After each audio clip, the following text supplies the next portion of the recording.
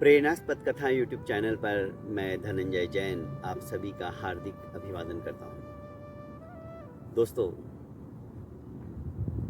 विक्रमादित्य हर बार जैसे ही कहानी खत्म होती और वेताल उड़कर फिर से उसी शमशान घाट में चला जाता और उसी पेड़ पर लटक जाता जहाँ पर वो पहले था। बड़ी मशक्कत के बाद में फिर से महाराज विक्रमादित्य उस वेताल को पकड़ते और उसी योगीराज के पास ले जाने के लिए समुद्यत होते। अट्टहास करते हुए वेताल रास्ता काटने के लिए, क्योंकि सुदूर उस योगी का स्थान था जहां पर कि वो अपना हवन कर रहा था, तो वेताल कहने लगते कि राजन, इतना लंबा रास्ता चुपचाप कैसे काटेंगे, चलो मैं तुम्हें एक कहानी सुनाता हूँ। और फिर से वेताल एक नई कहानी महाराज विक्रमादित्य को सुनाते हैं। इस बार वेताल ने कहा कि ताम्रलिपि नाम की एक नगरी थी जो कि समुद्र किनारे बसी हुई थी, और वहां का राजा महाराज चंद्रसेन, जो कि अत्यंत शूरवीर और विचक्षण प्रतिभा के धनी थे, उसी समुद्र किनारे एक सत्वशील नाम का नवयुवक प्रतिदिन एक बुढ़िया के पास चने, फुटाने और आंवले ये थोड़ा सा खरीद लेता था, सेर पावसेर, और खाकर अपना गुजारा करता था। एक दिन उस बुढ़िया ने कहा कि भाई सत्वशील, आज तो बड़ी देरी कर दी आने में, क्या बात है, कहाँ चले गए थे? सत्वशील ने कहा कि माई क्या करूं, गांव छोड़कर मैं इस नगरी के अंदर आया हूं ताकि मुझे कोई नौकरी मिले,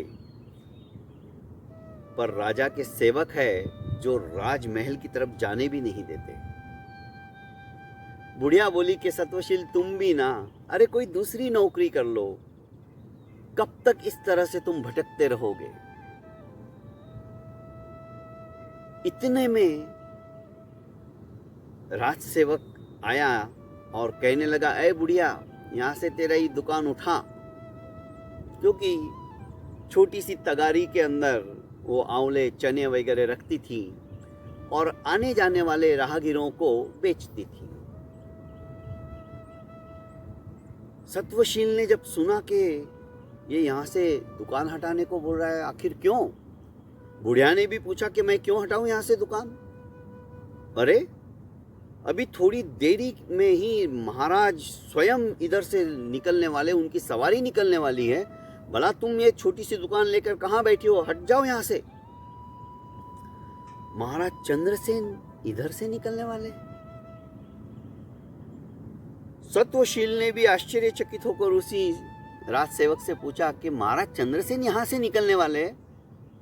क्यों, सुना नहीं क्या तुमने मैंने अभी क्या कहा इस बुढ़िया से? पर वो जाएंगे कहां? कि बस समुद्र के किनारे किनारे ही थोड़ी दूरी पे जाने के पश्चात एक भयंकर जंगल आता है, उसी जंगल में शिकार के लिए जाने वाले हैं। अच्छा, सत्वशील के दिमाग में घंटियां बजने लगी। उसने सोचा कि आज तो मैं जरूर महाराज से मिलूंगा, क्योंकि ये राजसेवक मुझे उनसे मिलने ही नहीं देते, और जब तक मैं उन्हें नहीं मिलूंगा भला उनकी नौकरी कैसे करूंगा? क्योंकि बचपन से ही सत्वशील का एक सपना था कि मैं महाराज चंद्रसेन का सेवक बनूं। चंद्रसेन के सेवक बनने के लिए उसने प्रतिदिन न जाने कितने पापड़ बेले थे, पर वहां तक पहुंच ही नहीं पाता था। खैर, उसने सोचा कि आज अच्छा मौका है। बुढ़िया ने भी सत्वसेन की तरफ देखा और इसने भी देखा, दोनों की आंखें मिली और मन ही मन सत्वशील कुछ सोचने लगा। जिस दिशा में वो जंगल था, उसी दिशा में सत्वशील भाग कर जाने लगा। क्योंकि महाराज उसी जंगल में शिकार के लिए जाने वाले थे। आखिर दोस्तों, महाराज चंद्रसेन उस जंगल की तरफ अपने सरपट घोड़े के साथ दौड़ते हुए अपने कुछ सैनिकों को लेकर जा रहे थे। बेहताश, बिना रुके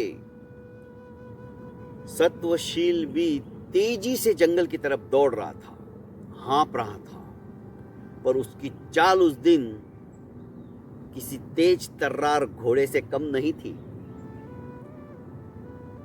घने जंगल के अंदर जहां तक महाराज आ सकते ऐसा अनुमान लगाते हुए सत्वशील पहुंच गया। उसके पीछे पीछे भी अपने घोड़े के ऊपर, जो कि हवा से बातें कर रहा था, घोड़े को दौड़ाते हुए महाराज चंद्रसेन भी पहुंच गए। पर सैनिक पीछे छूट गए थे। सत्वशील महाराज के घोड़े के सन्निकट आते हुए हाँफते हुए रुकता है। महाराज भी रुकते, महाराज को प्यास लगने लगी थी। सत्वशील कहने लगता है, महाराज प्रणाम। हाँफते हुए देखकर महाराज ने कहा, कौन हो तुम? सत्वशील ने कहा, मैं सत्वशील हूं और ताम्रलिपि नगरी के नजदीक ही मेरा गांव है, मैं वहां रहता हूं। तो तुम यहाँ जंगल में नहीं रहते हो? नहीं महाराज, मैं तो आपके दर्शनों के लिए यहाँ पर आया हूँ, आपके पहले भागते हुए। मेरे दर्शनों के लिए? पर तुम तो ताम्रलिपि में भी मुझे मिल सकते थे। नहीं महाराज, आपके जितने भी कर्मचारी है ना, एक नंबर के बदमाश लोग हैं, आपसे मुझे मिलने ही नहीं देते थे। पर तुम मुझे मिलना क्यों चाहते हो? मैं आपको मिलना इसलिए चाहता था कि मैं आपका सेवक बन सकूं। मेरा सेवक? हाँ, मैं नौकरी की तलाश में ही आया था इस नगरी के अंदर। पर मैंने बचपन से मेरा सपना था कि मैं नौकरी करूंगा तो सिर्फ महाराज की सेवा के लिए नौकरी करूंगा, महाराज की सेवा करूंगा, बस आपका सेवक बनना चाहता था। पर आपके कर्मचारी, आपके सेवक मुझे आप तक पहुंचने ही नहीं देते थे। महाराज ने कहा, मुझे बड़ी प्यास लग रही है। तो महाराज तनिक आप यहीं रुकिए, मैं अभी पानी लेके आता हूं। और सत्वशील फटाफट उनके देखते देखते ही पेड़ से उसने कुछ द्रोण तोड़े, द्रोण का ही उसने, पत्तों का ही उसने द्रोण बनाया, और बाजू में ही जो तालाब था जिसमें कि एकदम स्वच्छ निर्मल पानी था, वहां गया और भागकर उसने उस द्रोण को उसमें डुबोया और पानी लेकर महाराज के पास आ गया। महाराज ने वो शीतल जल, उसका रसास्वादन लिया, तृप्त हो गए। महाराज, आप बहुत थक गए हो क्योंकि आप बहुत तेजी से घोड़ा दौड़ा रहे थे। मेरे पास कुछ आंवले हैं और चने हैं, क्या आप खाना पसंद करोगे? महाराज ने वो आंवला लिया और खाने लगे। उस समय में आंवला किसी अमृत से कम नहीं लग रहा था। महाराज तृप्त हो गए और कहा, हाँ तुम क्या कह रहे थे? कि महाराज, मैं तो आपकी सेवा करना चाहता था, बस यही कह रहा था। पर आपके जो कर्मचारी हैं, आपके राजमहल के बाहर जो सेवक है, वो मुझे आप तक आने ही नहीं देते थे। अब तुम्हें आने से कोई नहीं रोकेगा। महाराज ने अपनी अंगूठी निकाली और सत्वशील को दे दी। बस जो भी आपको रोकेगा सत्वशील, तुम उसे ये मुद्रिका बताना, ये राज मुद्रिका है। आपको सैल्यूट करेंगे पर रोकेगा कोई नहीं। ये बता देना और आप मेरे पास चले आना। तो महाराज, क्या आप मुझे अपना सेवक बना लोगे? मैंने अभी से आपको अपना सेवक बना लिया है सत्वशील। महाराज की बात सुनकर सत्वशील गदगद हो गया और दूसरे दिन सत्वशील राजभवन की तरफ बढ़ गया। जैसे ही राजमहल की तरफ पहले दरवाजे के ऊपर उसने कदम रखे तो पहरेदार ने उसे रोक दिया। सत्वशील ने वो मुद्रिका बता दी। मुद्रिका देखते ही नमस्कार किया उस पहरेदार ने और आदर से अंदर जाने के लिए निवेदन भी किया। धीरे धीरे सभी को दरवाजे के ऊपर अपनी राजा द्वारा मिली हुई मुद्रिका बताई तो सबने रास्ता छोड़ दिया और बड़े आदर के साथ उसे देखने लगे। महाराज के पास पहुंचने के पश्चात महाराज ने कहा कि आओ सत्वशील, मैं तुम्हारा ही इंतजार कर रहा था। उसने महामंत्री से कहा कि आज से ये मेरा अंगरक्षक भी रहेगा और मेरा निजी सेवक भी रहेगा। अब जो भी पत्रोत्तर देना रहता था उस पत्र के ऊपर उसी मुद्रिका से सत्वशील से नीचे मुद्रिका लगा के महाराज की वह जो पत्रिका थी अर्थात जो पत्र था वो दूसरे देशों में भेज दिया जाता था। उस मुद्रिका के बिना कोई काम नहीं होता था। सत्वशील बड़ा खुश हो गया क्योंकि उसका सपना साकार हो गया। एक दिन ऐसे ही समुद्र किनारे घूमते हुए सत्वशील से महाराज चंद्रसेन वार्तालाप कर रहे थे। चंद्रसेन ने कहा कि सत्वशील, जानते हो तुम हमारी इस नगरी के अंदर कितने नवयुवक ऐसे हैं जिन्हें नौकरी नहीं है। हाँ महाराज, मैं जानता हूं। इसका कारण क्या है तुम्हें पता है? इसका कारण है व्यापार की कमतरता। पता नहीं हमारे इस राज्य सीमा के अड़ोस पड़ोस में कितने द्वीप होंगे, कितने राज्य होंगे ऐसे नजदीक के। यदि हमारी उनसे घनिष्ठता हो जाए, मित्रता हो जाए और उनके साथ में व्यापार लेन देन शुरू कर दे तो शायद कोई नवयुवक ऐसा नहीं रहेगा जिसके पास की नौकरी ना हो। महाराज, बात तो आपकी सही है, पर उन द्वीपों का पता कौन लगाएगा? कितने राज्य है, कितने द्वीप हैं छोटे छोटे, हम स्वयं भी नहीं जानते हैं। महाराज, आप आदेश दीजिए, मैं ढूंढ के लाऊंगा, मैं खोजूंगा और उनकी पूरी लिस्ट बना के आपके सामने रख सकता हूं। ये काम इतना आसान नहीं है सत्वशील, इसमें बहुत मेहनत है और बहुत तकलीफ भी है। जान को जोखिम में भी डालना पड़ सकता है। क्या तुम इतना सब कुछ कर सकते हो? महाराज, आप आदेश दीजिए, मैं क्या नहीं कर सकता हूं। आपके लिए तो मेरी जान भी कुर्बान है। महाराज ने कहा कि मुझे तुम्हारे ऊपर यही विश्वास है। 2-3 अंगरक्षकों को सत्वशील के साथ दिया और कहा कि आज से तुम नजदीक के जितने द्वीप है उनके साथ अपनी मित्रता बढ़ाइए और हाँ, अपने देश के इस ध्वज को और हमारी मर्यादा को कभी भूलना मत। ये हमेशा उन्नति करते रहे, यही सोच हमेशा रखना। उसने कहा, जो आदेश महाराज। 2-3 अंगरक्षकों को अपने साथ में लेकर सत्वशील नौका के ऊपर बैठकर चल पड़े। जैसे ही समुद्र के बीच में आए, समुद्र के बीचों बीच एक ध्वज लहरा रहा था। सोचने लगा, है ध्वज कैसे क्या लहरा रहा है? हम तो समुद्र के बीच में हैं। इस ध्वज को आखिर आधार स्तंभ क्या है? सत्वशील ने कहा, जरूर ये कोई ना कोई छोटा सा द्वीप होना चाहिए, पर द्वीप अंदर है, पानी के भीतर। ये सबसे बड़ी आश्चर्य की बात थी। उसने अपने अंगरक्षकों को कहा कि हमें इसका पता लगाना चाहिए कि द्वीप आखिर कौन सा है। जरूर ये किसी ना किसी छोटे से द्वीप का, राज्य का ध्वज होना चाहिए, पर इसका आधार क्या है? ये टिका कैसे हुए है?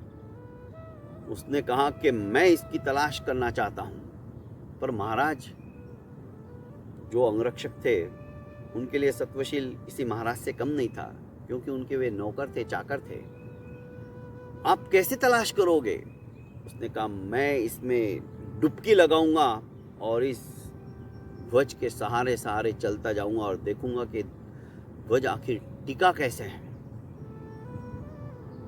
बिना सोचे समझे, आगे पीछे का विचार किए, सिर्फ और सिर्फ एकमात्र मेरे मालिक का, मेरे राजा का, महाराज चंद्रसेन का मुझे आदेश है कि सभी द्वीपों की सूची बनाना है और उनके साथ में मित्रता का व्यवहार करना है। यही सोच के उसने डुबकी लगा दी और उस झंडे के डंडे के सहारे सहारे उतरता चला गया। जब वो नीचे उतरा काफी देर तक उस डंडे को पकड़ते पकड़ते जब देखा तो देखता ही रह गया, आश्चर्यचकित हो गया। वहां पर एक छोटा सा सुंदर सा द्वीप था और उसको देखते ही राजकुमारी सहम गई। राजकुमारी की सहेलियां भी सहम गई कि ये अजनबी कौन आ गया और कहां से आ गया, कैसे आ गया। डर के मारे सिंहासन के पीछे जाकर छुप गई। तो इसने कहा, डरो मत, मैं भी तुम्हारी तरह ही हूं। राजकुमारी बाहर आई, कहने लगी, आप कैसे आए? मैं तो उस ध्वज के सहारे आ गया, पर आप कौन हो और ये द्वीप का नाम क्या है? राजकुमारी जी ने अपनी सहेली की तरफ देखा और कहा कि ये अजनबी आज कौन है और ये आया कैसे? सहेली ने चुटकी लेते हुए कहा कि तुम देवी माँ से मन्नत मांग रही थी ना, कोई राजकुमार मिले, आ गया, तुम्हारी इच्छा पूरी हो गई। उसने कहा, नहीं, पूछने दे कौन है। आखिर सत्वशील से पूछा गया, आप कौन हो? उसने कहा, मैं ताम्रलिपि नगरी के राजा महाराज चंद्रसेन का सेवक हूँ और महाराज के आदेशानुसार जितने भी हमारी सीमा के अंदर द्वीप और नगर आते हैं उनसे सौहार्दपूर्ण वातावरण निर्मित करने के लिए मैं यहाँ पर आया हूँ।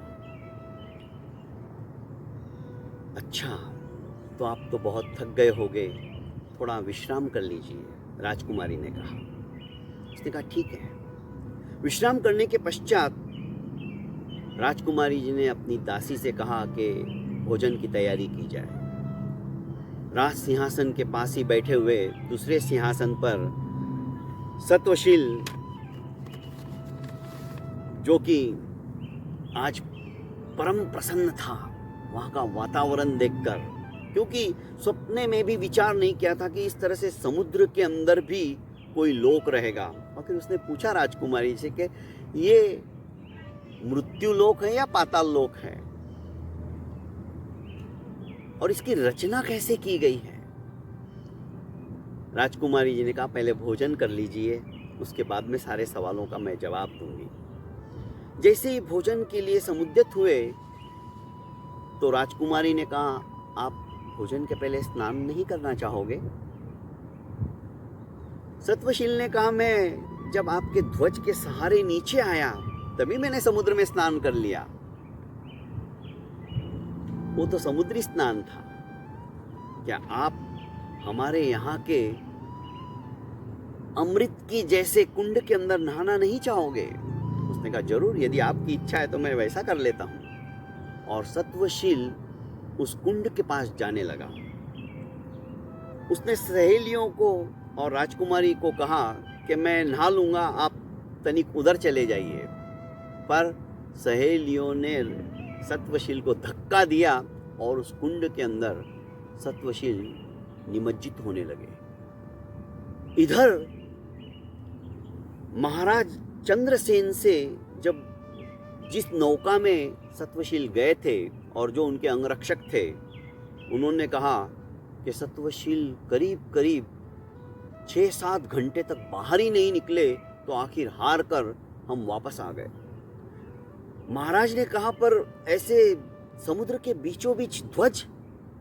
हाँ महाराज, हमने भी देखा और उसी की खोज के लिए सत्वशील जी उसके अंदर डुबकी लगा के चले गए। पर काफी समय तक जब वे नहीं आए तो हमें लगा कि इनको जरूर कोई ना कोई समुद्री जानवर ने खा लिया होगा और हमें खाली हाथ आना पड़ा। हमें माफ कर दीजिए महाराज, हम सत्वशील को वापस नहीं ला पाए। महाराज चंद्रसेन सोचने लगे, समुद्र के बीचों बीच बिना आधार के एक ध्वज कैसे रह सकता है? और दूसरे दिन महाराज चंद्रसेन उसी चिंता में अपने उद्यान के अंदर बने हुए तालाब के इर्द गिर्द घूम रहे थे। उसी सोच में थे। इसी बीच सत्वशील वहां से निकला, उस तालाब में से, और एकदम से जैसे पानी में से निकलते ही हम ऊपर आकर सांस लेते हैं, तो सांस लेते लेते सत्वशील ने कहा कि राजकुमारी जी, आपका तालाब तो, आपका ये अमृतमय कुंड तो बहुत गहरा है। सत्वशील, तुम किससे बात कर रहे हो? महाराज चंद्रसेन ने सत्वशील से कहा। तो सत्वशील कहने लगा, महाराज आप कब आए यहाँ पर? सत्वशील, तुम मेरे ही उद्यान में हो अभी, तुम बताओ विस्तार से कि क्या हुआ। तुम तो वहां समुद्र के बीचों बीच उस ध्वज के सहारे गए थे, फिर यहां निकल रहे हो। इस बीच में क्या हुआ, मैं जानना चाहता हूं। सत्वशील ने बाहर आकर समस्त हकीकत महाराज चंद्रसेन से निवेदित की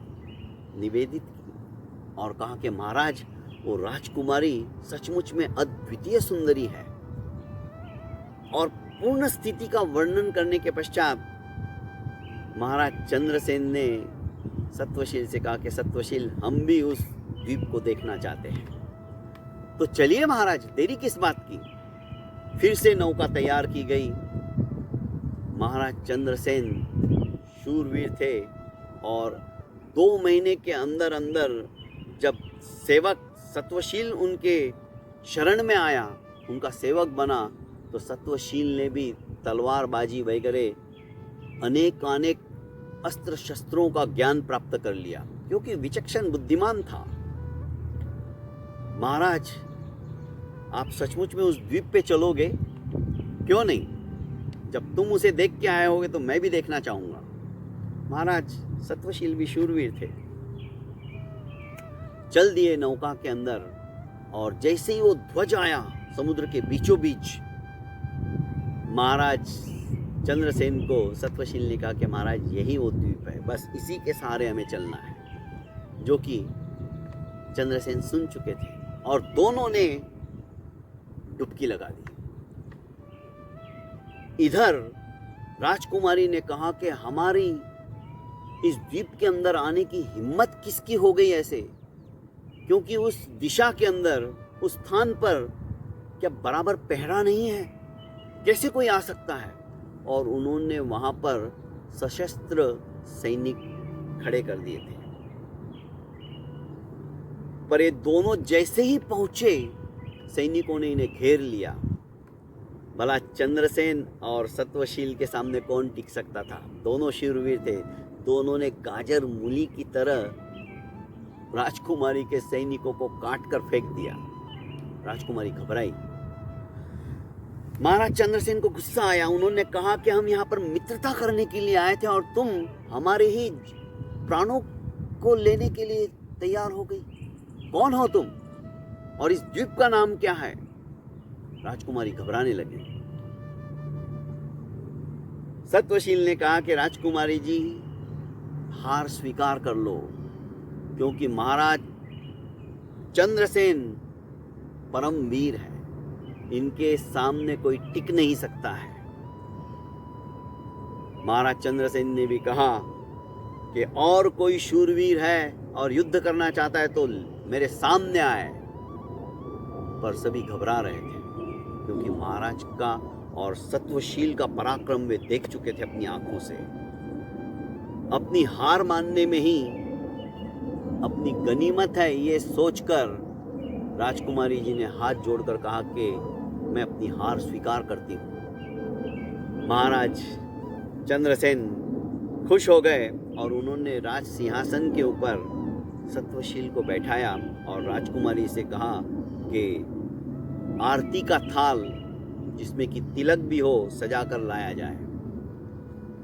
राज तिलक सत्वशील के ललाट के ऊपर, दिव्य भव्य ललाट के ऊपर महाराज ने किया और आदेश दिया कि राजकुमारी जी, आपकी तारीफ सत्वशील बहुत कर रहे थे कि सचमुच में तुम वैसे ही सुंदर हो, और मैं चाहता हूँ कि आज आप हमारी नगरी के सीमा के अंदर आ चुकी हो, हमारी सीमा रेखा अब इस द्वीप तक भी हो चुकी है, तो मैं चाहता हूँ कि आप सत्वशील की रानी बनो और इस द्वीप को संचालित करो हमारे अंडर में रहकर। उनका दोनों का विवाह हो गया। अब वेताल ने महाराज विक्रमादित्य से पूछा कि महाराज, राजा चाहते तो स्वयं भी उससे विवाह कर सकते थे, पर उन्होंने सत्वशील के साथ में उसका विवाह कर दिया। इतना बड़ा त्याग। क्या महाराज से ज्यादा ताकतवर थे, ज्यादा शूरवीर थे, ज्यादा साहसी थे सत्वशील, या महाराज थे? दोनों में से साहसी कौन? दोनों में से बड़ा शूरवीर कौन? राजन विक्रम, क्या तुम जानते हो? तुम तो मानव मन की परख करने वालों में से हो। बताओ, श्रेष्ठ कौन, शूरवीर कौन, साहसी कौन?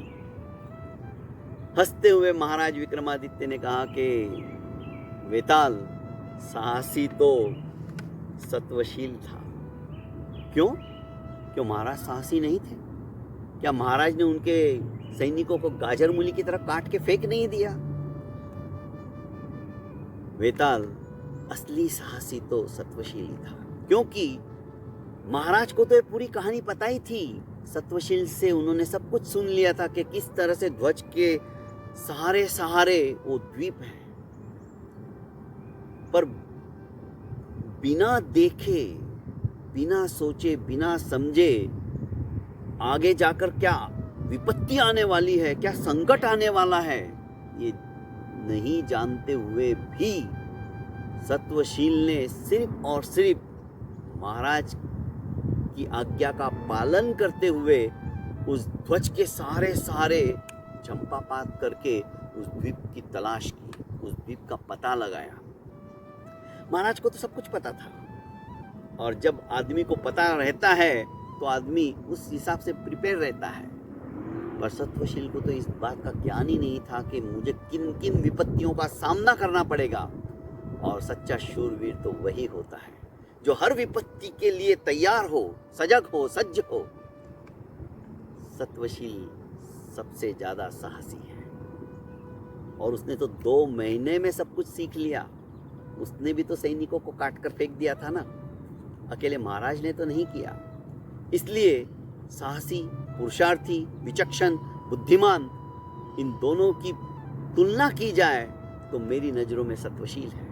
और यही कारण है कि महाराज ने भी, वे जानते थे कि मेरे को ये जो सेवक मिला है, सचमुच में ये सेवक परम पराक्रमी है, और इसीलिए उन्होंने उसका विवाह उसके साथ कर दिया।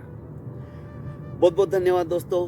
मेरे इस प्रेरणास्पद कथा यूट्यूब चैनल को आपने अभी तक लाइक एवं सब्सक्राइब नहीं किया है तो कर लीजिए, और ज़्यादा से ज़्यादा इसे शेयर कीजिए। प्रणाम।